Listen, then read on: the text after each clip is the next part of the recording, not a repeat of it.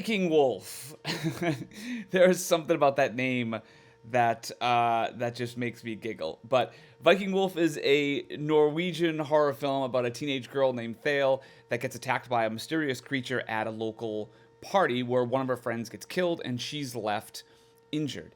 For days after her injury, she begins to experience these horrifying images and sensations that suggest something is wrong. Now, if you've watched any of the videos on my channel already, then you might know that I am a huge monster movie fan, a big creature feature fan, and so anytime I see a promising creature feature come up, I am super excited and dying to watch it. And this one was no different. The moment I saw this pop up on Netflix, I had not heard of it before, but I was fully on board. And it kind of makes this review a little tough for me because this movie, man, I wanted to like this movie so much. It starts out so well and immediately brings you into this world. It starts with this kind of cold open of the Vikings in 1050 AD attack and invade this European monastery, and within the depths of that monastery, they find this evil wolf and decide to bring it on board their ship. When the ship reaches back home, everyone on board is dead, and the wolf escapes and gets into kind of the countryside, and it sort of births this legend, this evil lore of this evil creature. And so that was kind of a very interesting setup for a werewolf movie. Generally speaking, it doesn't go that far back into the lore. And so starting at that point, I was intrigued that this was going to be kind of a very different style werewolf movie. Then the movie kind of settles in the first half of the film, and it kind of goes through the very traditional sort of werewolf tropes, and it feels a little paint by numbers for that first part. I mean, the references to other werewolf movies are apparent, but to be fair, it's hard to ride that line of, does werewolves exist in the fictional world of the movie? And if they do, how much do people know about it? It creates the same type of problem whenever there are movies about like zombies or vampires or whatever. Like the audience is always far ahead of the characters on screen, and there's not really much that you can do about it. You can't really make a werewolf movie where the audience has never heard of a werewolf. But that can be okay if the rest of the story is actually done well. And this one was done well for a while. So this movie actually kind of splits up its time between two kind of smaller stories. Really, it's like one larger story and one smaller story. Thale's mother, Liv, is the deputy in town. And her and Thale, along with her sister and her stepfather, are new in this small town. Liv used to be part of the police force in Oslo. However, there is this mention that the relationship with Thale and Thale's dad, Liv's husband, got bad in some way that resulted in the dad's death. And that is part of the reason why they left Oslo and moved to this small town. And also at one point, Thale kind of offhandedly mentions that she's killed someone before.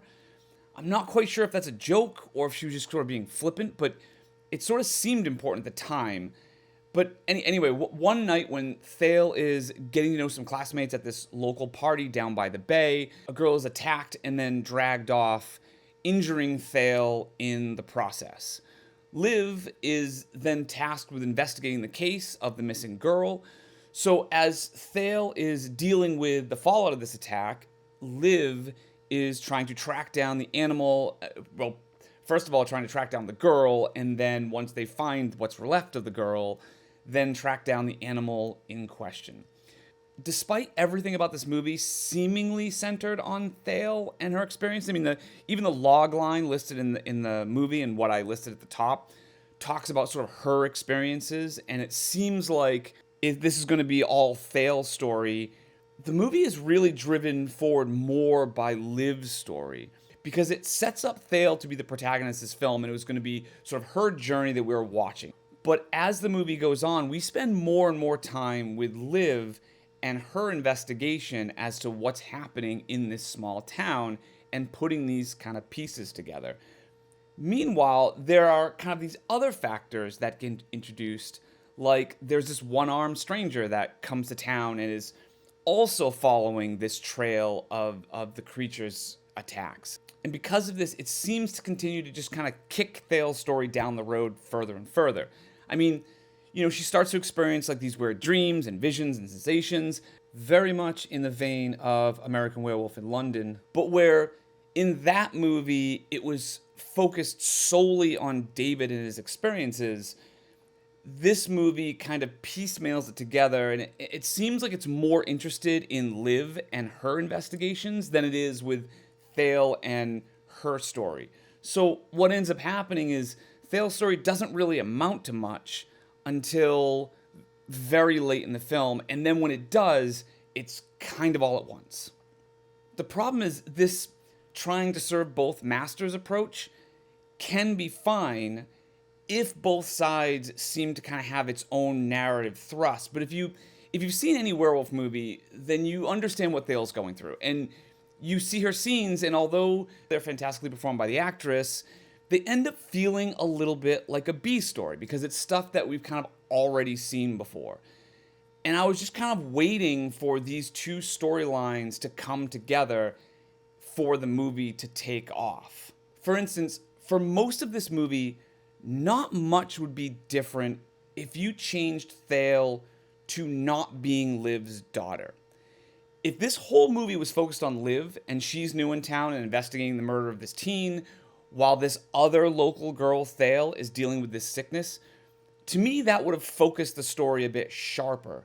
But having Thale as her daughter doesn't really have a good payoff until the end, which even that kind of felt a little hollow. And because Thale is sort of your protagonist in this story, it ends up taking away precious time from the rest of the movie. Now, before I get into spoilers, let me just sum this up by saying I was really on board with this movie from the start. I mean, it creates excellent tension through its pacing and cinematography, as well as its solid performances all around. The ideas it brings to the table are nothing new, granted, but it executes them fairly well with some fantastic practical effects and a tease of a compelling story. But the movie begins to kind of fall apart in its last act as they go full CGI, and although the CGI is really good at times, it's shown so much that it does kind of diminish some of its punch. And it tries to maybe take a bigger swing than it can reasonably handle story-wise. And so the end was a bit unsatisfying for me. My biggest issues with the movie really just hints at a larger story that seems to be either dropped or go nowhere. And that's kind of a shame. I mean, because I do wonder, with this movie clocking in at 97 minutes, I wonder if there was either a longer script or a longer cut of the film that got trimmed down somewhere.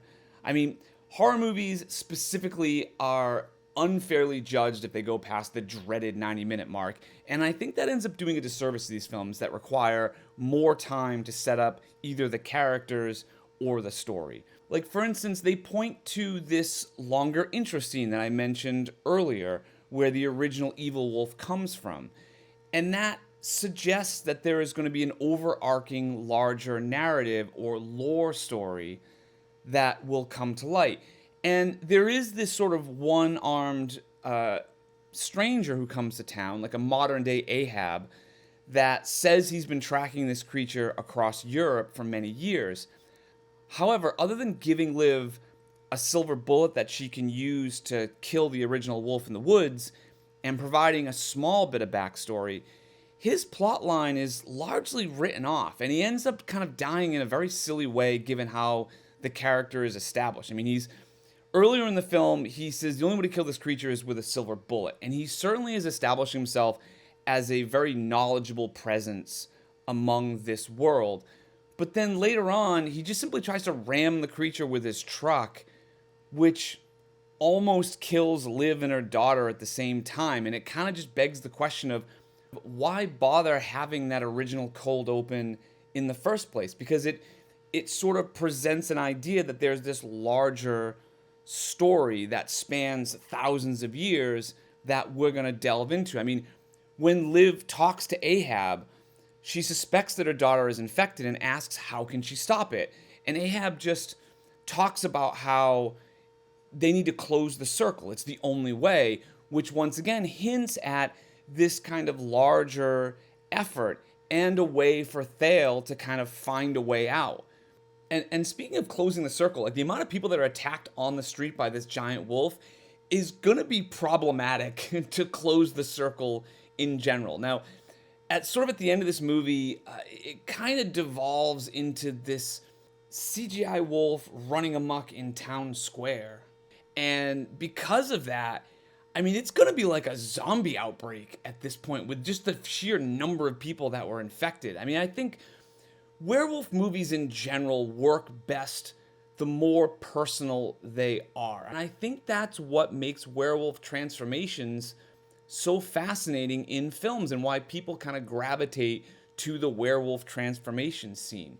Because, I mean, you rarely see the care and attention to transformations for like zombies or vampires or whatever, but you see it all the time with werewolves where it's like, how is the transformation handled? And the transformation here is handled really well, but I think it's that level of personal attention that speaks to a lot of people and why it's considered such a high staple in a werewolf movie. And so with all these people getting attacked and you know who survives, who doesn't, it sort of waters down the infected werewolf idea or concept. And let's talk about the end specifically for a bit. As a whole, it just felt like the end was a bit rushed for me. I mean, one of the things that this movie played with on the lore of the werewolves is it doesn't seem like it uses the idea that if you're an infected person, you have the ability to change from human to wolf and back again. Instead, in this story, once you're infected, a person seems to just change into a wolf permanently, but just like a really big one. Once Liv and the expert veterinarian from the local school realize what, and more importantly, who they're dealing with, Liv says that, well, she can't kill her own daughter. The vet says that, well, he can tranquilize her. He has a tranquilizer gun. So this kind of sets up a sequence where they're trying to sort of capture the daughter as opposed to kill her, presumably in order to help her. Once again, getting back to that possibly larger story on how to simply close the circle and sort of cure her. However, they do end up catching her, but then immediately after, Liv just kind of goes to where the Thale wolf is sleeping and teases that she's just gonna shoot her. So if that was the case, why not just shoot her in the street? Like, why go through the trouble of tranquilizing her just to then shoot her in a laboratory? However, the bigger problem to that is they even kind of back away from that storyline. I mean, they cut away before you see her kill the wolf, and then later on it's sort of hinted at that she didn't kill her. So then that means that did she just leave her in the lab to be studied, or did she set her free? I mean, I just don't know. I'm fine with downbeat endings. I mean, in a horror movie, you kind of have to be because there are a lot of downbeat endings. But there still needs to be sort of a closing or a catharsis to the story itself where, you know, the story's concluded, but it just didn't end in a positive way for the main character. And that is all fine. I'm fine with that. But this movie just didn't feel like it concluded. The movie just stopped telling the story as opposed to ending. I would give it a B-, but let me know what you think.